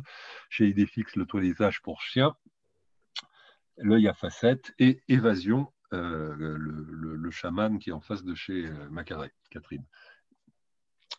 Voilà. Donc, il y a 4 000, ça fait à peu près 7 000 euros d'effacement de factures qu'on peut réaliser. Est-ce que vous avez des questions là-dessus? Jacob. Qu'est-ce qu'il dit? Ah, ça a coupé, Patrick. Ouais. C'est bon? Pas de problème? Non, j'en vois pas. Ok, bon, on va essayer de les aider comme ça.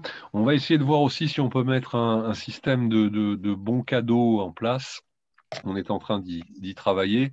Il faut qu'on arrive à bien le formaliser. On avait essayé avec Arnaud et Justine d'offrir une coupe de cheveux à toutes les personnes qui travaillaient à l'hôpital et à la maison de retraite, en faisant intervenir les coiffeurs de l'Orme à l'intérieur de l'établissement. Mais malheureusement, ce n'est pas possible réglementairement. On n'a pas le droit, donc on va essayer de trouver d'autres dispositifs pour accompagner les commerçants de notre commune. Écoutez, si vous êtes d'accord, s'il n'y a pas d'abstention, on n'a pas de vote contre, c'est assez formidable. On a bouclé notre conseil. Simplement, peut-être comme on l'évoquait à l'instant, si vous avez des questions diverses, on peut commencer par Florence, qui nous dise un peu, parce qu'on a travaillé ces derniers jours sur ce marché de Noël, nous dire un peu où tu en es et des besoins que tu peux avoir pour mobiliser quelques collègues pour t'aider. On est sur le questionnement. Alors, le marché de Noël doit avoir lieu le 19 décembre. C'est vrai qu'en fonction des règles sanitaires, on se pose beaucoup de questions, mais on est aussi sollicité par des exposants qui ont besoin de vendre et de travailler, par des personnes qui nous disent que c'est aussi un lien social parce que ça permet de se rencontrer, de discuter. Donc, c'est vrai que les questions, pour l'instant, donc c'est Attal qui est organisé d'habitude, mais qui veut se soulager un petit peu, qui va nous aider au niveau administratif. Même moi, avec les 10% que j'ai de mon temps de travail pour eux, je peux faire au niveau administratif et du dent en plus en tant que conseillère municipale. Mais c'est vrai que voilà, pour l'instant, on se questionne. Je n'ai pas eu vraiment là, en 2 jours de contact, mais sur le nombre de participants, la nature des participants, est-ce qu'on reste sur de l'alimentaire ou pas? C'est vrai qu'on s'était dit pour ce qui n'était pas alimentaire, on peut sûrement ouvrir des boutiques, et les boutiques qui sont fermées actuellement, qui servent de lieu d'exposition. Et ça ferait un peu le click and collect, ou en tout cas, ça ferait une vitrine sans que les gens rentrent dans la boutique. Mais ce ne sera pas un marché de Noël comme on a connu d'habitude, avec beaucoup de publicité en amont, des flyers, des affiches, des animations. Mais je pense qu'il faut aussi maintenir cette animation parce qu'on a quand même aussi pas mal de bénévoles qui se sont donnés pour faire la décoration de la ville. Et c'est aussi leur rendre un hommage en essayant d'accentuer sur ce marché de Noël aussi. Très bien. Ouais. Alors, franchement, n'hésitez pas à contacter Florence. Elle aura toujours besoin d'idées, de bras, de suggestions. Donc, il ne faut pas. Elle coordonne, mais elle ne peut pas faire toute seule. Donc, n'hésitez pas à vous manifester si vous avez un peu de temps à donner. Parce que, bon, Florence l'a bien dit, dans cette période, qu'on retrouve un petit peu de joie de vivre à être ensemble. On peut penser qu'on aura peut-être un peu plus de liberté le 19 décembre qu'aujourd'hui. Très bien, merci beaucoup Florence. Est-ce que vous avez d'autres questions que vous souhaitiez aborder ou on a à peu près fait le tour là? J'avais d'autres questions. Voilà, André, vas-y. J'ai une question, j'ai entendu dire que le conseil départemental, par la communauté de communes, donnait des aides pour, comme les chaudières, on ne pourra plus avoir de chaudière à fioul en 2022. Est-ce que tu es au courant? Oui. Il y a un dispositif cofinancé par l'État et le département. Je me demande s'il n'y a même pas un peu d'argent de la région. Alors, il y a un site, enfin, on le retrouve sur le site du département, mais il y a un onglet particulier. Ça s'appelle Rénov', je ne sais plus quoi, mais c'est des aides aux particuliers, effectivement. Ça ne pourrait pas servir pour la mairie? Non, pas pour les collectivités. Voilà, donc ça, c'était une première question. Et la deuxième, j'ai vu à midi, je n'ai pas vu, à la télé, la commune de Decize. Nièvre-Rénove, pardon, voilà, j'ai trouvé.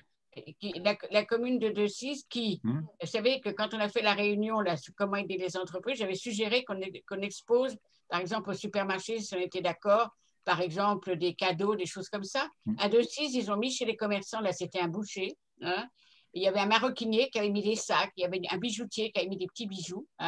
Et c'était le boucher qui les vendait pour eux. Est-ce que vous avez pu demander au supermarché s'ils étaient d'accord que les commerçants puissent déposer des choses?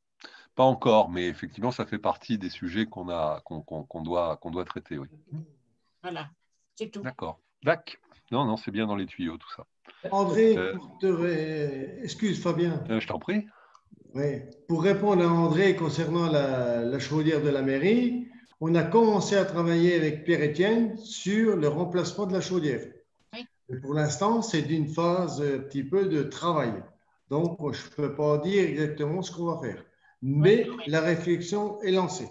D'accord. Okay. Voilà, pour l'instant, on est en train de travailler. On examine les locaux, la prise en compte, tout ça, tout ce qu'il y a à faire. Et vu l'extension qu'on peut faire avec la passerelle à l'arrière.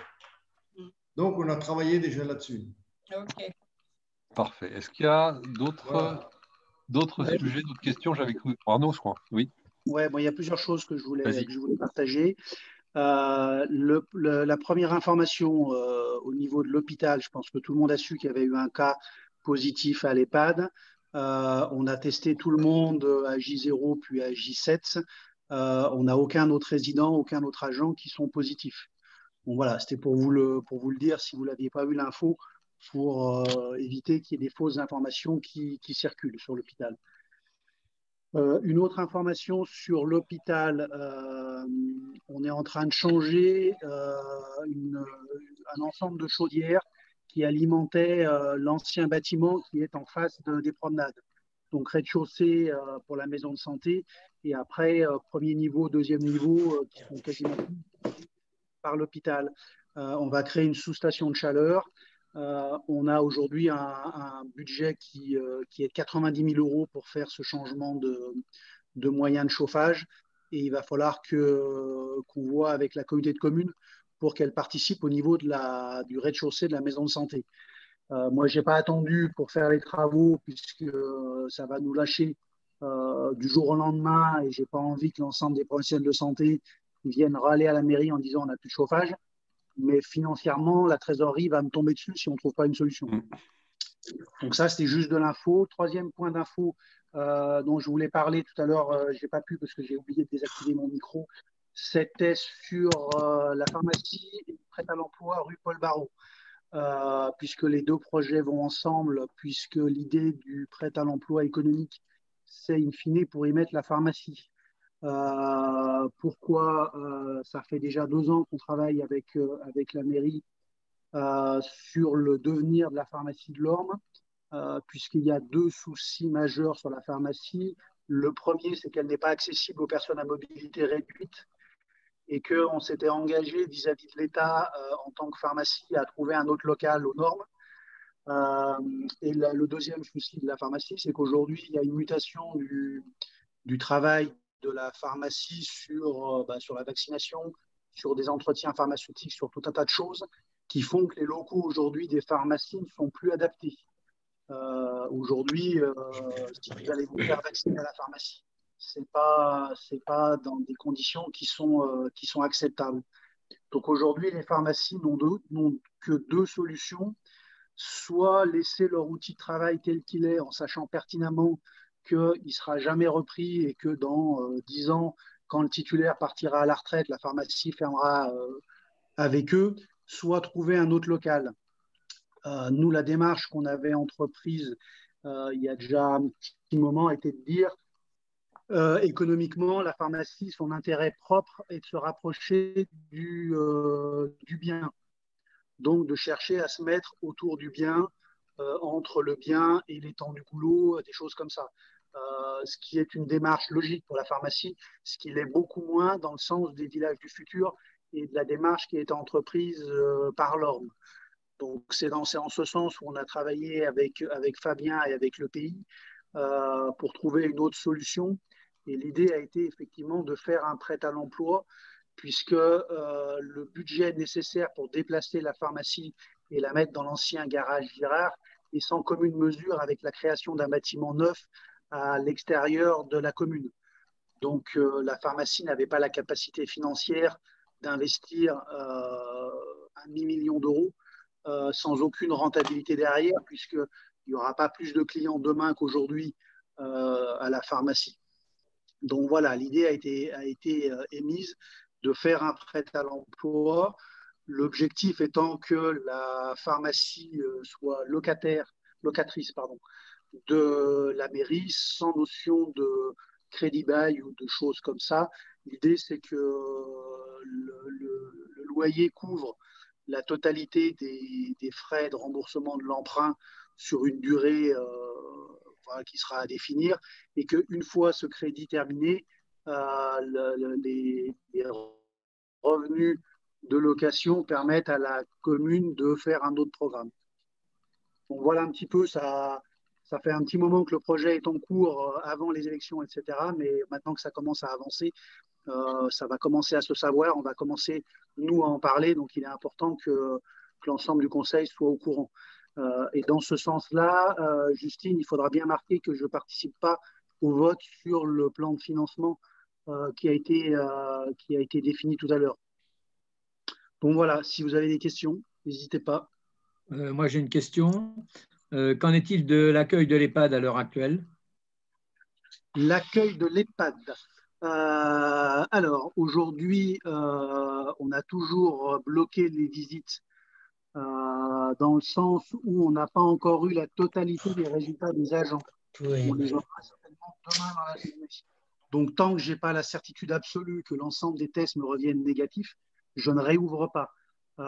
Mais j'ai quand même, voilà, je serais quand même très surpris qu'on ait un résultat positif sur cette deuxième vague. Donc, dès que demain, on a les derniers résultats, on va communiquer aux familles pour une réouverture des visites à compter de lundi. Parfait. Merci Arnaud de toutes ces précisions. Donc voilà, on a maintenant l'officialisation du transfert de la pharmacie de la place à la rue Paul Barreau. Bon, faisons les choses progressivement pour pas que les gens s'impatientent, enfin s'interrogent trop. Hein. On n'est pas obligé d'aller raconter tout ça dès la sortie du conseil municipal. Enfin, c'est maintenant officiel et c'est une bonne nouvelle parce que ça permet vraiment de construire un modèle économique et de maintenir une pharmacie à l'Orbe dans la durée. Moi, je voulais dire à Arnaud et par son intermédiaire à Christelle que depuis 2 ans, effectivement, on a beaucoup travaillé sur ce sujet-là pour des raisons évidentes de confidentialité, de faisabilité de l'opération. On n'avait pas souhaité, c'était tout à fait juste communiquer avant ce moment. Maintenant qu'on a une visibilité sur les travaux, sur le financement, sur la durée des travaux, hein, puisque ce qui nous est proposé, c'est 9 mois de travaux à compter du début d'année, donc à l'automne prochain, transfert de la pharmacie. Ça va vraiment redonner du boost à la rue Paul Barreau. Donc, merci beaucoup à vous deux de vous être investis sur ce programme. Je ne sais pas si du coup vous avez des questions à poser à Arnaud complémentaires ou si ça va, il a été clair. Oui, vas-y. Est-ce qu'il a quelque chose de prévu pour la reprise de l'ancienne pharmacie, donc, sur la place de François Mitterrand? Justement, on y travaille puisque nous, on n'est pas propriétaire du bâtiment, on est locataire. Donc, on va mettre fin à notre bail et il va falloir se poser la question du réemploi de ce local, sachant qu'il ne sera pas plus accessible aux handicapés pour le prochain que pour nous. Hein. Nous, on n'y est pas arrivé. Voilà, il faudra quand même avoir une activité qui accepte ces quelques marches. Mais oui, je pense qu'à compter du printemps, il va falloir voir quel usage on peut avoir de ce bâtiment. Parce qu'il est bien placé, on pourrait y mettre l'office du tourisme, on pourrait y mettre… Il y a pas mal de choses qui pourraient être intéressantes à mettre ici. Ça serait très bien. L'office du tourisme, c'est toujours pareil, hein. C'est un vaste sujet, mais c'est toujours cette idée de garder l'équilibre entre le haut de l'Orme et le bas de l'Orme. Donc, il faut qu'on maintienne de l'activité là-haut. Je pense que ça va bouger aussi en haut, c'est en train. On regagne presque maison par maison, voire mètre par mètre de l'attractivité dans la rue Paul Barreau. Mais on trouvera évidemment une activité commerciale sur la place. Moi, j'ai aucun doute là-dessus, hein. C'est effectivement bien placé. Pour la question de l'accessibilité, il y a des dérogations qui sont moins évidentes pour les pharmacies, bien sûr, mais pour une activité qui n'est pas du domaine médical, ça ne pose pas de difficultés particulières. Non, je pense qu'on est plutôt aujourd'hui en recherche de local. Il y a aujourd'hui je dirais quasiment une dizaine de gens qui souhaitent s'installer sur l'Orme pour y développer une activité. Voilà, donc je pense qu'on est plutôt en manque de locaux qu'en surchauffe. Hein. Alors peut-être une dernière information avant de se quitter. J'ai vu que Christian avait fait une apparition, mais il a dû être déconnecté. S'il le voilà, il est là. Bonjour Christian. Bon, pardon, bonjour. Excusez-moi, j'avais un cours à animer, donc j'arrive très en retard. Écoute, tu arrives pour découvrir la bonne nouvelle. Je ne sais pas si vous allez voir ça à l'écran. J'essaie de vous montrer sur mon téléphone. Non, on ne voit rien en fait. On voit rien du tout. Bon, je vais faire de la description. J'aurai au téléphone, je ne sais plus si c'est demain ou après-demain, Monsieur Houdin, qui a une maison au 32 avenue du 8 mai. J'essayais de vous montrer la photo sur Google Maps, qui est une belle maison. Hein. Et bien, figurez-vous que comme Monsieur et Madame Hernandez, avec l'immeuble de la boutique à tester, ce monsieur souhaiterait nous faire don de cette maison, qui est franchement une très belle maison. Voilà, donc on a encore une fois, je ne sais pas si c'est du patriotisme lormois, mais on va être propriétaire d'un bien qui peut accueillir, à mon avis, facilement une famille nombreuse. Voilà. Bien, nous avons fait le... Oui, Nicole, je t'ai entreaperçu, là, je jongle. Vas-y. J'aurais deux petites questions. On m'avait demandé il y a quelque temps s'il était possible d'organiser une navette Lorme-Corbigny les jours de foire pour acheter non pas des produits qui sont sur l'Orme, mais des produits non trouvés à l'Orme.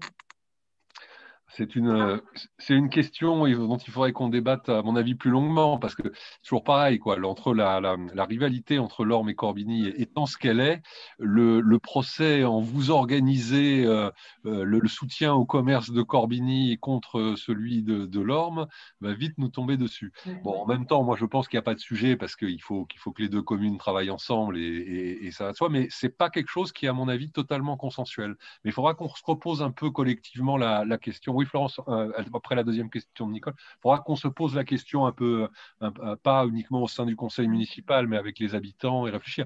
Il y a aussi le sujet Avallon qui a été posé. Le maire d'Avallon, il y a quelques années, souhaitait organiser un système de bus entre l'Orme et Avallon sur l'aspect culturel des choses. On en parlait là au titre du Festival de la chanson. Il voulait pouvoir amener les Avallonnais en bus pour aller assister au Festival de la chanson et qu'on puisse faire de la même chose pour des propositions culturelles qu'il y aurait sur Avallon. C'est une très bonne question, Nicole, mais qui va nécessiter discussion, à mon avis. Et j'en ai une deuxième, par contre. Quand on a eu des restrictions d'eau, moi j'ai vu des choses un petit peu très désagréables, très honteuses, je dirais, sur l'utilisation de l'eau. J'ai l'impression que les gens n'étaient pas toujours avertis. Facebook, c'est bien, mais tout le monde ne voit pas. Et j'ai vu des utilisateurs un petit peu irraisonnables. Il faut qu'on progresse sur le... Christiane, coupe ton micro quand tu parles à Bernard, parce que cela ne nous regarde pas. Oui, on a un sujet sur l'information, il faut qu'on soit beaucoup plus performant là-dessus, ça c'est clair. Ce qui me fait penser d'ailleurs qu'il y a un sujet chez Nicolas Voileau, j'ai oublié d'en parler à Désiré, qui a de l'eau trouble qui arrive chez lui là depuis un mois. Ça s'en va et ça revient, semble-t-il. Si tu pouvais aller le voir pour regarder ce que c'est, Désiré. Oui. D'accord. Ok, je note. Super, merci beaucoup. Et Florence voulait intervenir aussi, je crois. Pour rebondir sur ce que Nicole a dit, en fait, la navette Corbigny-Lorme serait bien aussi si elle était calée avec les horaires de train. Oui, il y a plein de choses autour de ça. C'est un vrai sujet. Alors après, je rappelle toujours, il ne faut pas hésiter, même si c'est un peu moins performant que cela n'a été, de ne pas hésiter quand vous avez des gens qui ont des problèmes de déplacement, à contacter la plateforme Faire Compagnie ou à appeler le centre social qui est censé organiser, et ça marche plutôt bien sur ces sujets-là, des déplacements. Mais même pour les touristes et les résidents secondaires ? Ah bah oui, ça sert à tout, il ne faut pas hésiter. Au contraire, c'est une plateforme de service, Faire Compagnie. Il faut qu'on la fasse un peu monter en gamme, qu'on reprenne un peu les choses en main. Là, on y travaille avec Justine, mais c'est un outil qui apporte quand même, qui dépanne, on va dire. Voilà. Moi, je voudrais intervenir. Oui, je t'en prie. Après, je rendrai après Jean-Luc. Question, c'est toujours sur le sujet qu'a eu justement Nicole. Moi, j'ai eu des personnes qui m'ont posé la même question, donc je me suis renseignée auprès de la dame qui s'occupe des transports de cars, qui travaille à la communauté de communes et qui est dans nos bureaux. Elle m'a sorti un papier, elle s'est renseignée. Les gens qui voudraient aller au marché, puisque c'était surtout pour aller à la foire de Corbigny que les gens posaient la question, ils peuvent s'inscrire auprès de l'organisme qui gère ça, et il y aurait un taxi qui les emmènerait au marché de Corbigny pour 1,50 €. Par personne, s'ils sont 4, ils payent 3 fois 1,50 € et autant pour le retour. Voilà. D'accord, je n'avais pas cette information. Pour moi, le transport à la demande, il nous amenait à Saint-Sauge. Non, mais ils peuvent aller à Corbigny, d'après ce qu'elle m'a dit. D'accord. On a évité d'en faire la promotion, manifestement. Voilà. Non, et parce que c'est des personnes âgées dont les maris, enfin la plupart sont des gens dont les maris ne conduisent plus, et elles disent on aimerait bien aller à la foire. Voilà. Très bien.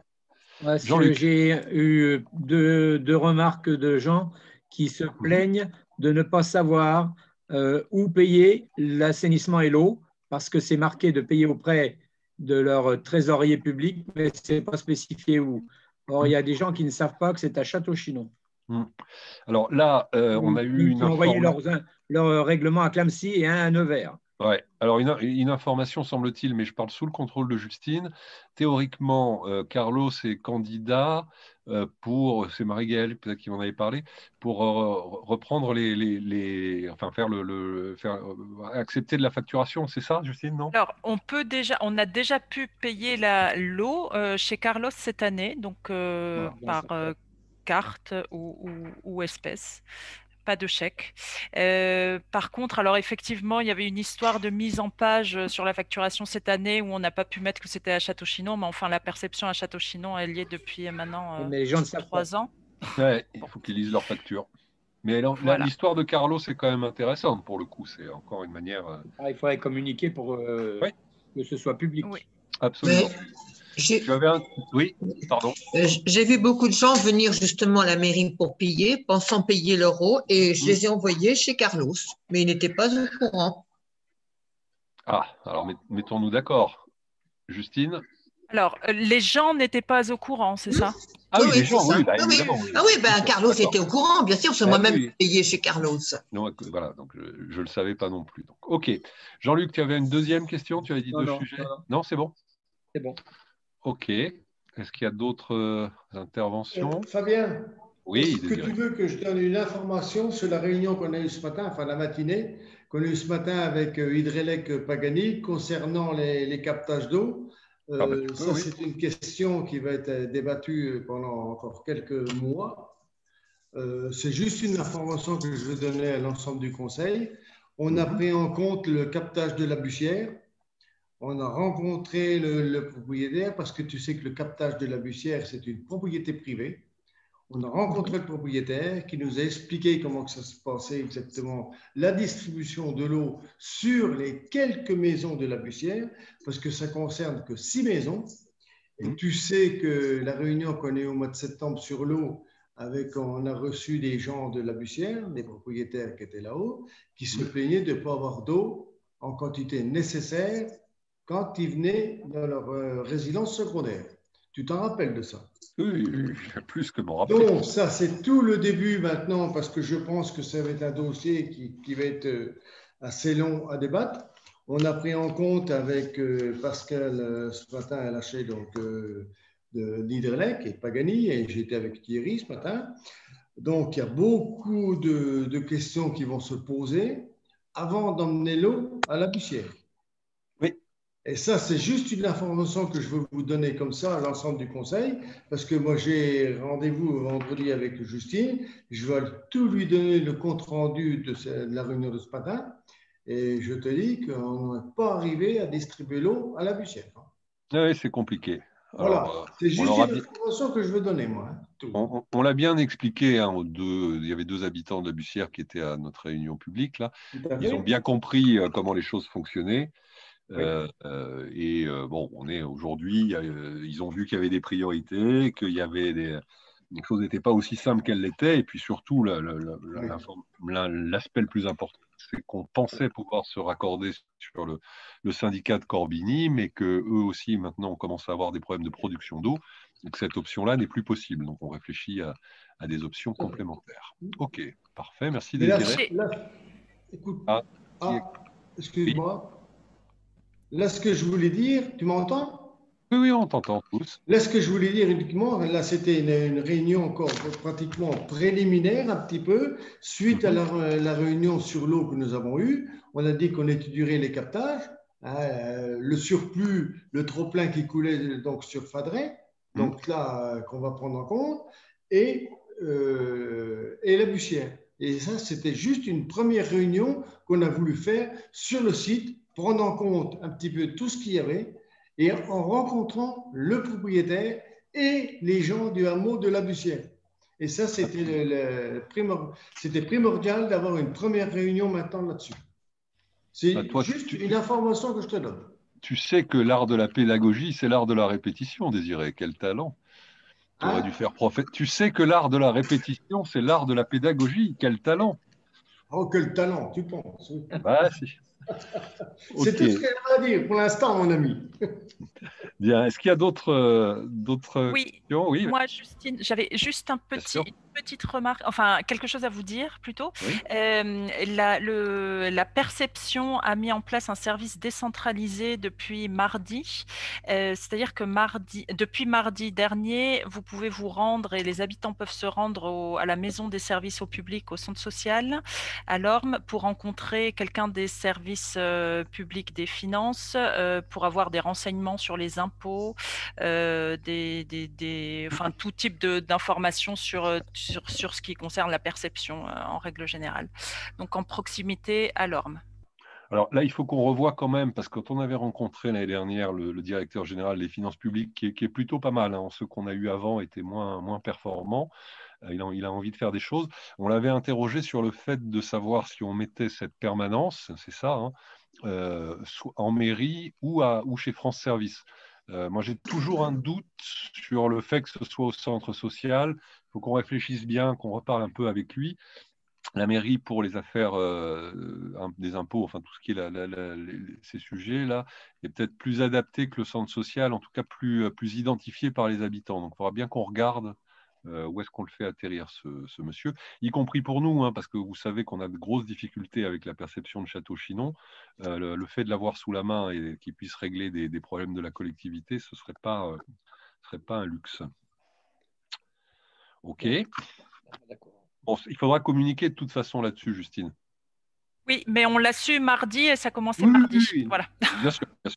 Non, enfin, et y compris pour les habitants de l'ancien canton, quoi.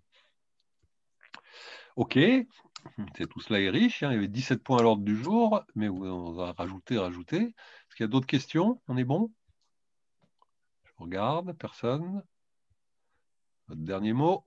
Eh bien voilà, écoutez, comme dirait l'autre, vous pouvez reprendre une activité normale. Merci beaucoup de votre participation à ce riche conseil municipal et puis à ces beaux projets pour l'année prochaine. Bon courage à tous, à bientôt. À bientôt. Salut. Au revoir. Au revoir. Au revoir. Au revoir, Fabien. Ciao. Au revoir.